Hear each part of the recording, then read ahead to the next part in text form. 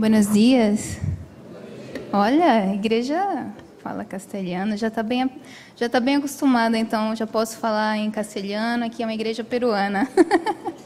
Mas graça e paz, amados, é um prazer estar aqui com vocês, como o pastor falou. E o nosso coração como missionário, quando a gente chega numa igreja dessa, que vê as bandeirinhas, que vê vocês falando de missões, o nosso coração pula de alegria. É muito bom, pastor, quando a gente chega e vê isso, que é uma igreja missionária. E como o pastor falou, eu sou Karina, estou representando vocês e vou representar nos próximos 3 anos no Peru.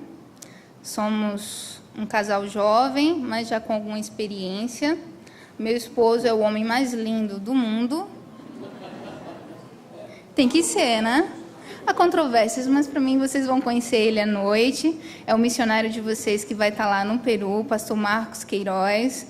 Nós somos de São Paulo, na verdade, ele é. Vocês vão ver quando ele chegar aqui, você não fala que eu falei, gente, mas vocês vão ver ele falando porta, porteira, portão. Já sabem de onde ele é. Ele é paulista, mas eu não sou de São Paulo. Eu acho que meu sotaque é difícil, né? Estava falando com o pastor Halley. Eu sou da terra do Tiquinho, pastor. Conhece a terra do Tiquinho? É um tiquinho dali, um tiquinho daqui, um tiquinho daqui. Eu sou filha de missionário. A minha mãe é a missionária de vocês que está na Guiné Equatorial, na África Central. É por isso que filho de missionário não tem muito um sotaque definido. E nem tem... não tem uma nacionalidade. Na verdade, a gente é brasileiro, nosso coração palpita de alegria quando a gente volta à nossa terra. Mas a gente tem um coração dividido com o mundo. E eu cresci nesse âmbito. Vou falar um pouco da minha vida para vocês. Eu sou de Recife, eu sou nordestina. Com muito orgulho. É uma terra muito boa, muito bonita. Tão bonita quanto o Rio, viu? O Rio é lindo. Mas Recife também é muito bonita.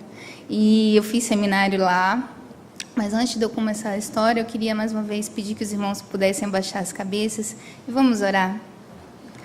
Senhor, nosso Deus e Pai, que alegria, Senhor, estar aqui nessa manhã com a Tua igreja, com o Teu povo. É privilégio meu, Senhor. Muito obrigada por esse momento que o Senhor preparou tão carinhosamente. E Te louvamos, Pai, porque essa igreja ama missões, está envolvida com Teu Espírito e tem feito diferença aqui nesta localidade. Pai, Te louvamos porque eu sei que de uma forma muito especial o Senhor vai falar a cada coração aqui presente. Eu sei que o Senhor vai estar dirigindo tudo e que possamos fazer tudo aqui para a honra e glória do Teu santo nome. É o que Te pedimos em nome de Jesus. Amém. Amados, antes eu queria ler um texto que se encontra em Miqueias, capítulo 5.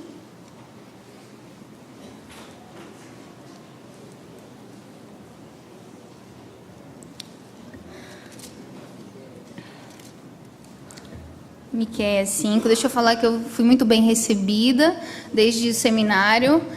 Foi um casal de... Eles disseram, vocês agora têm novos pais. E é o pastor Hallen, a sua esposa, foi me buscar com carinho. Ele realmente se parece muito com o meu pai já é falecido, mas ele se parece. E a gente chegou aqui, também fomos muito recebidos, fomos a salinha de oração. A igreja está de parabéns, pastor. Mas vamos ler o versículo que se encontra em Miqueias 5. Eu queria deixar para os irmãos o versículo 4 e o versículo 5 nessa manhã. Foi o tema deste ano que nós trabalhamos sobre a paz de Cristo que liberta. Eu acho que é esse que vocês estão vendo aí no telão. Na minha tradução diz o seguinte, Miqueias 5, versículo 4 e 5. Ele se manterá firme e apacentará o povo na força do Senhor, na majestade do nome do Senhor, seu Deus, e ele habitarão seguros, porque agora será ele engrandecido até os confins da terra, e este será a vossa paz. A gente tem ouvido muito falar de paz ultimamente, e de guerra também, e isso é o que a Bíblia já relata. Mas existe uma paz que às vezes o mundo não conhece. E essa paz é a paz que a gente tem. É a paz de conhecer o verdadeiro Salvador, o verdadeiro Cristo. Eu tenho visitado alguns países, algumas regiões. Em junho eu estive em Israel. E como foi triste chegar ali, naquele país de onde saiu o Messias prometido que o profeta Miqueias falou, e ver um país que não tem paz. Um país que necessita tanto ser liberto. Dizem esperar o Messias, quando o Messias, na verdade, já veio e eles não o recebeu. E foi muito angustiante ver tanta diversidade, mas tanta guerra ao mesmo tempo. Falta de liberdade. Fui como missionária, mas não podia dizer que era missionária. E é isso que a gente tem vivido aqui. Não é diferente no nosso país, mas também não é diferente para onde temos ido. E é por isso que a gente tem se levantado. Eu estava conversando com o pastor Halle, sua esposa, a nossa história, e é por isso que a gente tem ido a tantos lugares. Claro, eu vou falar sobre o Peru, mas eu queria dizer, irmãos, tem muitos lugares que ainda precisam dessa paz de Cristo que liberta, e só essa paz vai acalmar os corações, vai falar aos corações e vai realmente trazer a mensagem de salvação. Eu queria dizer para os irmãos que, apesar de eu ser filha de missionário, eu não nasci num lar cristão. Nessa manhã eu poderia falar sobre missões, mas eu queria compartilhar algo que Deus falou no meu coração para falar nessa igreja.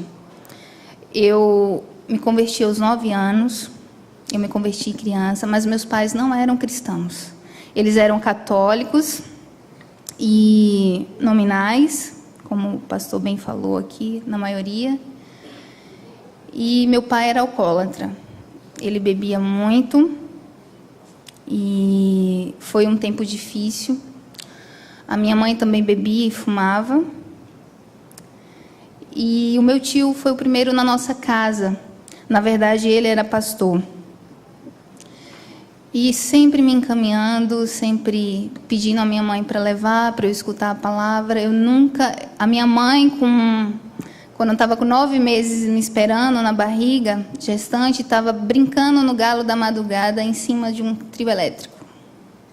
Eu nasci não gostando de carnaval, eu adoro música clássica. Eu nasci que minha mãe olhava para mim e dizia, eu só acho que você é minha filha porque você se parece. Nós somos descendentes de português, a gente tudo é meio branquela, assim, dos olhos claros. Então, é impossível ela não dizer que ela não era filha, vocês vão ver a foto dela. Mas eu nunca entendia porque meus pais não conheciam a verdade, não conheciam essa paz. E eu passei orando por um bom tempo, orientada pelo meu tio. Na verdade, eu não nasci num lar cristão, mas eu cresci num lar cristão, porque eu sempre estava no fim de semana na casa do meu tio. Ele não tinha filhos, eu era filha do pastor, praticamente, da igreja. E com 9 anos eu tomei uma decisão, conversei com ele. Ele me deu vários livros para que eu pudesse estudar, vantagem de gostar de ler. E com 12 anos eu me batizei. Mas foi um tempo muito difícil, irmãos.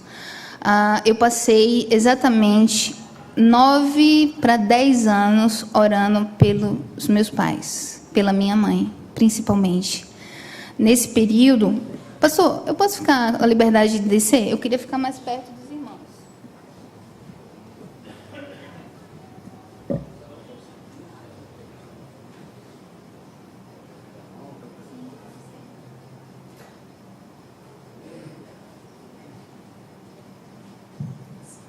Gosto de ficar pertinho de vocês. Lá eu me sinto distante.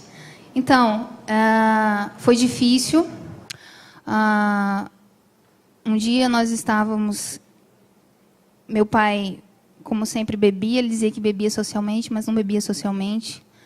Um dia recebemos a notícia que ele tinha batido de frente a um caminhão e tinha falecido. Foi um tempo difícil. Eu senti muito por meu pai falecer sem conhecer o Evangelho. A minha mãe, antes disso, ela tinha tomado a decisão, num culto missionário, na igreja do meu tio. Meu tio é pastor de 2 igrejas, temos 6 congregações. E estávamos orando incessantemente, porque eu, como criança, tinha muito medo de perder os meus pais. E foi o que estava para acontecer. Nesse tempo que minha mãe se converteu, meu pai não aceitou. Ele dizia que a minha mãe ia para uma nova seita, e que ele não entendia. Na verdade, ele queria alguém de companhia de farras, de bebida. Minha mãe, nesse culto missionário, ela aceitou a Jesus. ela deixou a bebida, deixou o cigarro. E hoje, eu costumo dizer que para Deus não há impossíveis. Há um texto de Lucas 1,37 que vai dizer o seguinte: porque para Deus não há impossíveis em nenhuma de suas promessas. Irmãos, eu me apossei desse texto e eu quero falar para as famílias aqui nessa manhã. Quantos aqui ainda tem na sua casa alguém que precisa conhecer essa verdade, essa paz de Cristo que liberta? Muitos, né? A gente tem sempre alguém que precisa. E eu sempre falo que antes da gente fazer missões fora, a gente precisa ser missionário na nossa casa. Eu não podia falar nada para os meus pais, mas eu podia orar e eu podia, com o meu testemunho, impactar a vida deles. Eu nasci totalmente diferente, pastor, mas sempre obedecendo aos meus pais, nunca me desviei até aqui, graças a Deus, pela misericórdia de Deus, tive muitas oportunidades. E a minha mãe é um milagre de Deus. Se alguém aqui entrou nessa manhã dizendo que não acredita no milagre, acredite. Deus faz milagres, irmãos. Pode passar, irmão, botar o primeiro slide. Não sei se vai ver. A minha mãe é essa daí. É a missionária de vocês hoje. Ela deixou a bebida, deixou o cigarro, deixou tudo. E já serve há mais de 10 anos como missionária. Amém? Isso é milagre, irmãos. E isso Deus quer fazer através da vida de cada um de vocês. Quando a gente se coloca diante de Deus. A minha mãe, Deus resgatou ela.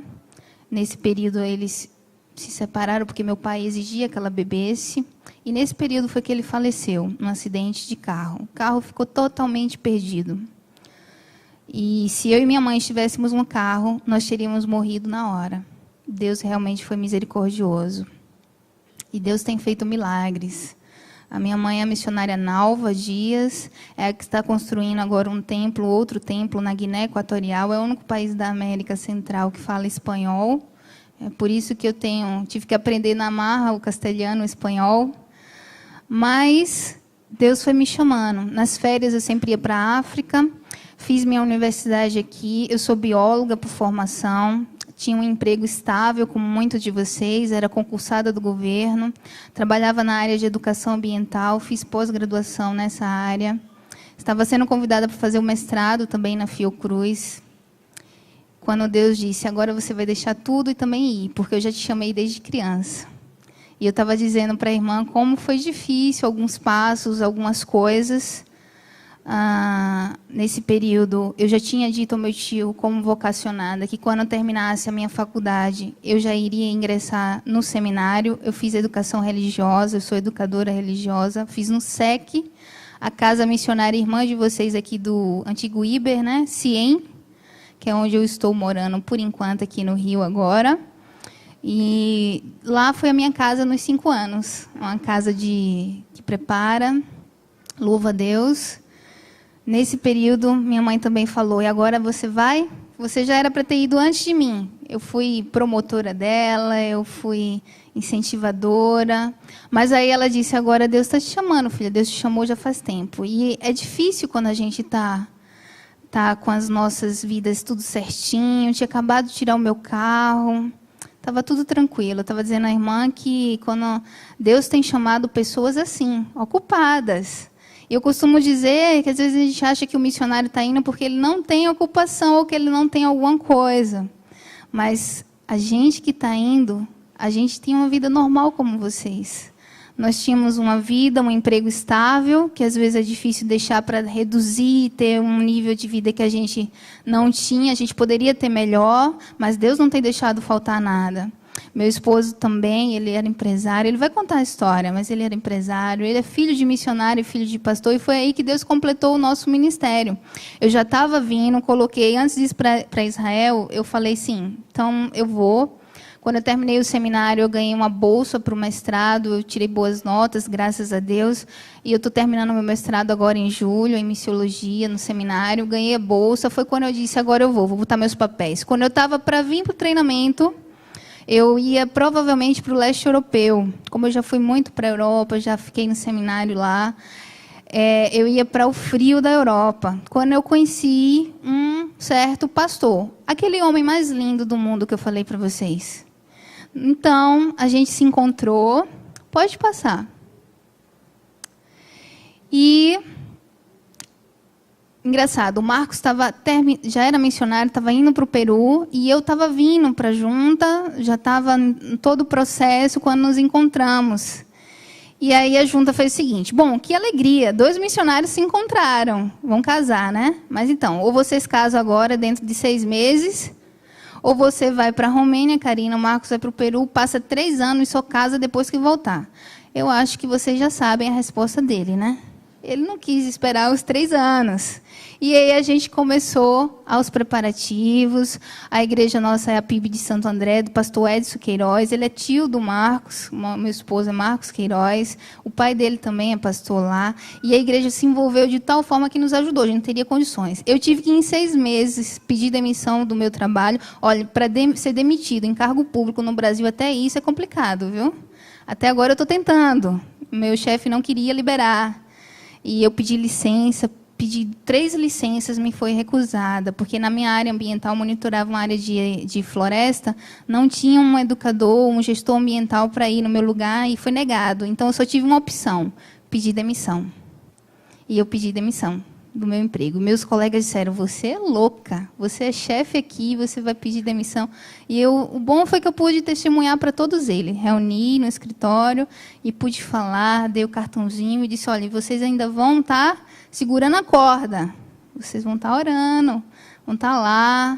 E assim, no dia 25 de novembro, irmãos, do ano passado, nós só temos 6 meses de casado, pastor.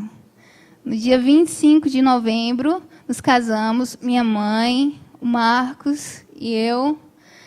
E eu estava falando para a irmã, e ela: como é isso? Vocês casaram e ainda estão aqui? E eu disse: irmã, até hoje eu não tenho casa. O Marcos só me prometeu comida e roupa lavada, casa não. Ele não me falou dessa situação, mas eu já sabia, irmão. O bom da gente ser missionário é que a gente sabe. Nos casamos, a igreja tinha, acho que tem 2.000 membros, acho que tinha quase 1.000 pessoas. E nós não pudemos ganhar um presente de casamento. Quando a gente segue missões, a gente tem que renunciar a muita coisa.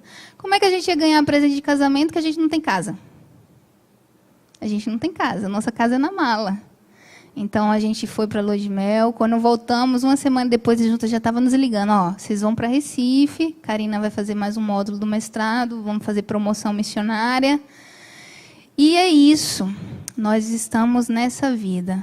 Irmãos, fácil? Não. Mas eu queria dizer que quando Deus chama, aquela mesma frase que vocês já ouviram, mas que é pura verdade. Ele supre, Ele capacita, Ele conforta, Ele envia, Ele mesmo vai adiante de ti. Quando eu deixei o meu emprego, sabe aquele alívio? Nossa, o peso saiu. Mas não é porque era peso. Eu era muito bem no meu trabalho, eu amava meus colegas de trabalho, podia falar, dava testemunho. Mas é porque eu estava livre para falar dessa paz que liberta, dessa paz que dá a verdadeira paz. E Deus nos direcionou para um novo campo. Pode passar, amado. O Peru. Mais desafios. E eu disse: Marcos, a gente não tem casa e a gente vai para um lugar que tem 250 tremores de terra por mês? Esse teu convite de casamento foi complicado. Em outubro passado, nós tivemos 250 tremores de terra. Nós vamos para uma cidade que você já conhece, chamada Arequipa. Arequipa é conhecida como a Cidade Blanca, Ciudad Blanca, porque é feita com pedras vulcânicas, é por isso que ela é toda acinzentada, chove muito pouco. Eu estava pesquisando sobre a questão ambiental, porque minha dissertação de mestrado é nessa área e eu vou fazer no campo. Lá chove pouco, a água está sendo poluída e a questão do lixo é constante lá em Arequipa. O clima não é bom, é frio, mas é seco. E em 85 teve uma erupção vulcânica. Ainda tem o Mist lá, que é o vulcão, ele está ativo. Então, a primeira oração de vocês, que vocês vão fazer é: Senhor, faz com que aquele vulcão continue dormindo. Protege o Marcos e a Karina. Porque essa é a nossa realidade. O Marcos estava fazendo os cálculos. Bom, se o vulcão entrar em erupção, a gente tem que morar a tantos metros de distância, porque dá tempo da gente correr e tal. Tudo isso tem que ser planejado, porque é uma realidade, irmãos. A gente lá faz simulados de terremotos. Tem o simulado nas escolas e as crianças saem para ver, porque realmente é constante. Pode passar. Acho que tem um mapazinho. Sim, tem um mapa e na setinha é onde a gente está indo, que fica Arequipa. O pastor Halle me perguntou, vocês vão ficar em Arequipa? Hoje, atualmente, na junta, não tem mais nenhum missionário no Peru. Todos foram deslocados para outros países ou não estão mais. E nós estamos indo para coordenar os missionários autóctones da junta. O que são missionários autóctones? Aqueles que são da terra, do povo, que a nossa junta também mantém lá. Outro pedido de oração, amados. Orem para que as estradas aguentem os nossos carros, ou a pé, ou o que for, e que Deus nos proteja, porque muitos deles estão lá naqueles Andes, naqueles lugares mais distantes, e nós teremos muitas horas de viagens para ir. Eu trabalho com a parte de ensino teológico, eu sou professora licenciada e também sou bacharelada, mas eu fiz licenciatura, e eu quero também estar ajudando os seminários lá, implantando a igreja em locais que ainda não têm presença. Nós temos 33 povos que ainda não têm nenhuma presença cristã. Não tem igreja, nem católica, nem adventista, nem nenhuma, porque eu estava vendo na sala de oração, o pessoal falou que muitos adventistas têm chegado ali.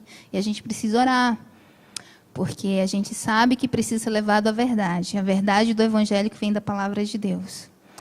E a gente quer alcançar esses povos. O meu desafio é implantar igrejas. Em Pernambuco, quando eu estava lá, eu era missionária nacional junto com a convenção. Eu trabalhava implantando igrejas em localidades que ainda não tinha. O Marcos também está indo. Lá existe um projeto de drogados. Ele vai falar mais detalhadamente com vocês, porque ele trabalhou em Lima, ele ficou mais lá. Ele também foi radical latino, então ele tem mais propriedade para falar dessa parte aí. Eu só queria dizer que lá no Peru há um misticismo que a gente bate muito, irmãos, muito. Eles são católicos místicos. Acreditam que se lê a sorte na folha de coca, que se cura susto com ovo, entre outras coisas que o Marcos vai estar aqui mostrando algumas fotos para vocês. Acreditem. Eles acham que se for numa curandeira, passar ovo, ninguém vai dar susto mais em você, não vai ter mais isso. Mas essa é a realidade do Peru. Só que eu queria dizer o seguinte... abram aí em João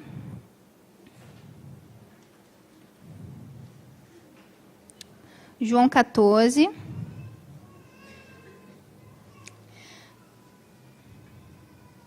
Versículo 27.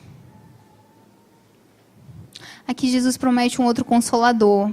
Mas eu queria dizer nessa manhã para os irmãos que essa mesma paz que Miqueias falou lá, e que era o Messias que estava vindo, essa mesma paz, Jesus promete que nós ainda teremos através do Espírito Santo. Mas é uma paz diferente de todas as outras. Ele diz o seguinte: deixo-vos a paz, a minha paz vos dou. Não vos la dou como o quê? Como o mundo dá. Não se turbe o vosso coração, nem se atemorize. Amados, eu quero desafiar nessa manhã vocês a crer nessa paz que liberta e a ser paz onde vocês estão. Eu falei do meu testemunho um pouco, tem tantas coisas, muitas coisas.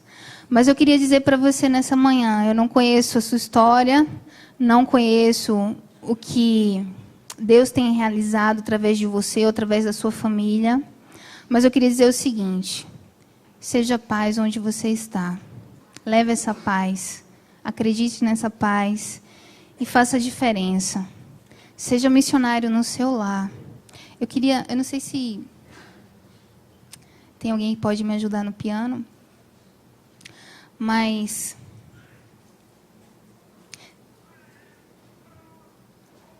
doce nome, conhece? Aqui o senhor achar, melhor. Mas eu queria dizer o seguinte: Lucas 1:37 foi uma realidade para a minha vida. Mas eu queria dizer aos irmãos que pode ser realidade para a vida de vocês. Eu não sei quantos aqui tem parentes que você tem orado, que você tem colocado sua família. Às vezes é alguém tão próximo, um filho, um esposo, uma esposa, um tio. Mas eu queria dizer o seguinte: Deus tem escutado as orações de vocês. Mas eu queria dizer o mais importante: não achem que Ele não tem ouvido. Às vezes a gente faz uma oração e acha que tem que ser ouvida de uma hora para outra. Mas para minha mãe ser alcançada, foram quase 10 anos, irmãos. 10 anos. E eu queria perguntar a você: você está disposto a dobrar o seu joelho por essa pessoa que você ama por 10 anos? Às vezes a gente ora e quer resposta imediata, porque o nosso mundo vive secularizado e tudo é imediato. Mas às vezes Deus diz: espera, não é o tempo. Às vezes Deus te deu uma promessa para se cumprir na sua vida. E às vezes você não vê essa promessa ser cumprida. E você se entristece e acha que não é de Deus ou que... Mas Deus está trabalhando no teu caráter através dessa demora. E Ele quer dizer: para mim, filho, filha, não há impossíveis. Eu ainda vou responder. Eu estou ouvindo a sua oração. Eu queria que você baixasse a sua cabeça nessa manhã. E eu queria dizer que Deus tem planejado para cada um de vocês. São planos de bênção, planos de paz, planos de amor. Porque a vontade dele, a palavra dele vai dizer que sempre é boa, perfeita e agradável. E se você chegou aqui nessa manhã achando que Deus não tem ouvido a sua oração, eu estou aqui nessa manhã dizendo para você que Deus tem ouvido a tua oração, porque Deus ouviu a minha e isso é realidade. E é realidade na sua também. Eu estou aqui nessa manhã para dizer: gente, Deus faz milagres, porque Ele fez milagre na minha família. Ele faz milagre na sua família. E essa igreja, para ser uma igreja que impacta a comunidade, que vai de encontro, que faz missões, começa fazendo missões no teu lar. Seja paz, seja luz, como a campanha está dizendo. Faça a diferença.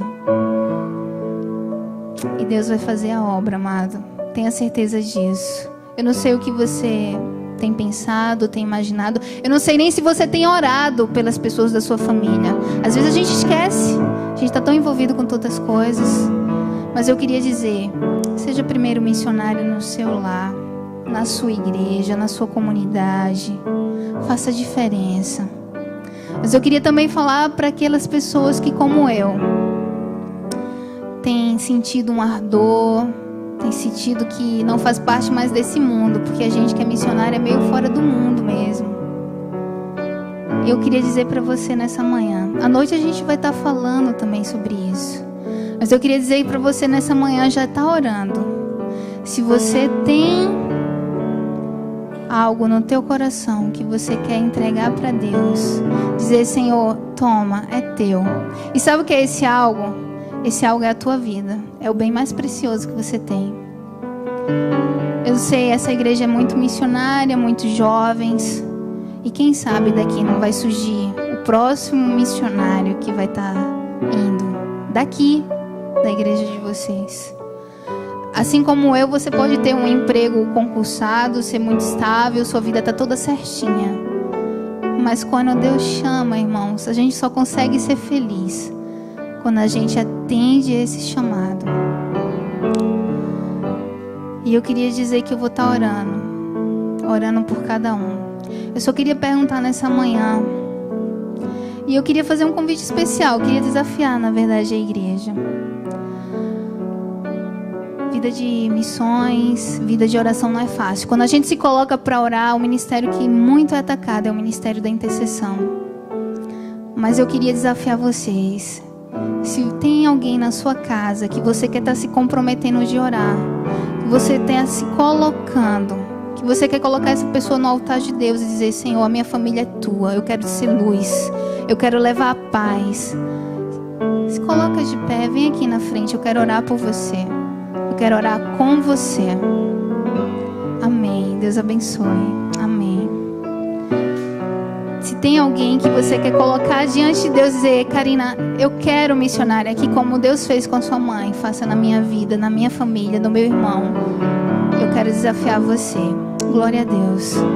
Porque se todos vocês se colocarem diante de Deus para orar, para interceder, acreditem, Deus vai ouvir.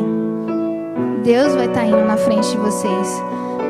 Deus vai dar sabedoria para que vocês também falem em testemunho dessa paz que liberta.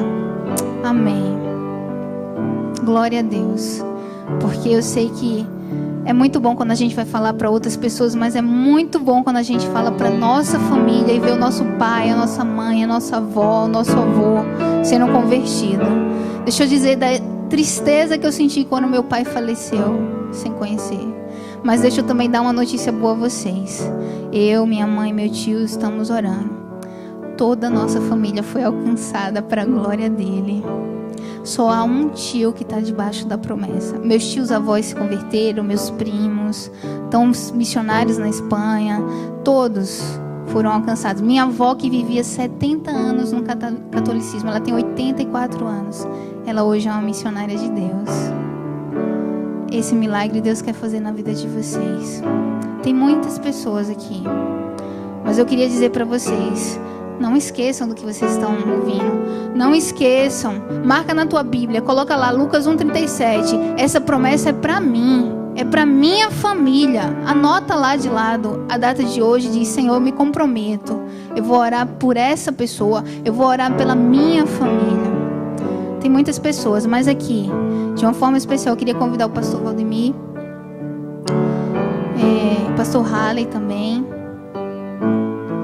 E eu queria dizer para vocês: nunca esqueçam, tenham de bom ânimo, Deus vai dizer, porque eu venci tantas coisas, eu venci esse mundo. Não esqueçam, se comprometam. Pode demorar 1, 2, 3, 10 anos.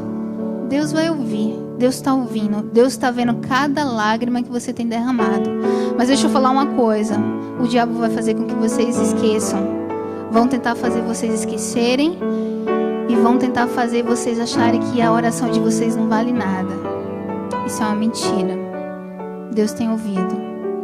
E eu vou dizer: o inimigo só consegue nos derrubar quando a gente está em pé, quando a gente acha que é forte. Mas eu nunca vi alguém ser derrubado quando está de joelhos orando. Preguem o evangelho. Se precisar, falem. John Wesley falava.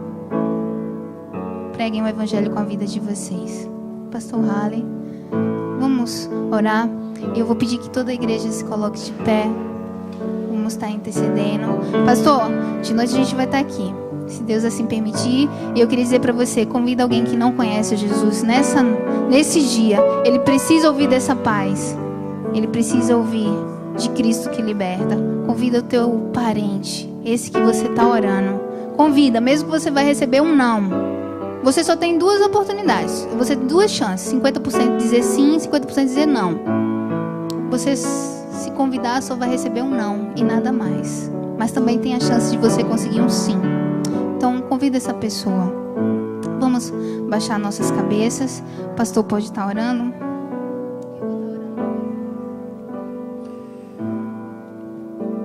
Senhor, Tu conheces os sentimentos dos Teus servos. Corações que ardem, Senhor, porque nós sabemos quão terrível é a perdição, mas como é bom a salvação, Senhor. Nós temos parentes, temos amigos, pessoas que às vezes convivem tão próximos a nós, mas ainda não comungam dessa mesma fé, não conhecem Jesus da maneira como nós conhecemos. Como lá dentro, Senhor, isso nos incomoda. E nesse momento, numa manifestação de amor, nós queremos que eles sejam tirados, Senhor, do caminho da perdição. Que sejam, ó Deus, tirados da ameaça pior, que é a ameaça da perdição eterna, porque este é o futuro dos que não têm Jesus Cristo. Ó Deus, ajuda-nos a testemunhar, como disse a Tua serva, a pregarmos com a nossa vida. Dá-nos coragem de falar. Dá-nos, ó Deus, a sabedoria de não esmorecermos, insistirmos, ó Deus, nessa batalha, porque essa é a nossa parte. E tu tens a tua parte. E tu sabes, ó Deus, no momento e quando ela terá que acontecer. Clamamos então, Senhor, pelos nossos parentes ainda não convertidos. Esse é o clamor de cada servo teu, que agora se colocou aqui à frente. E agora da toda a tua igreja, quando nós nos juntamos nesse esforço comum, a certeza, Senhor, de que esta é a tua vontade e que tu tens recursos, tu has de nos dar as condições para vermos, ó Deus, estas coisas acontecerem, como aconteceu na vida da tua serva, como tem acontecido na vida de pessoas aqui, que há de acontecer na vida desses que nesta manhã estão te pedindo isso, Senhor.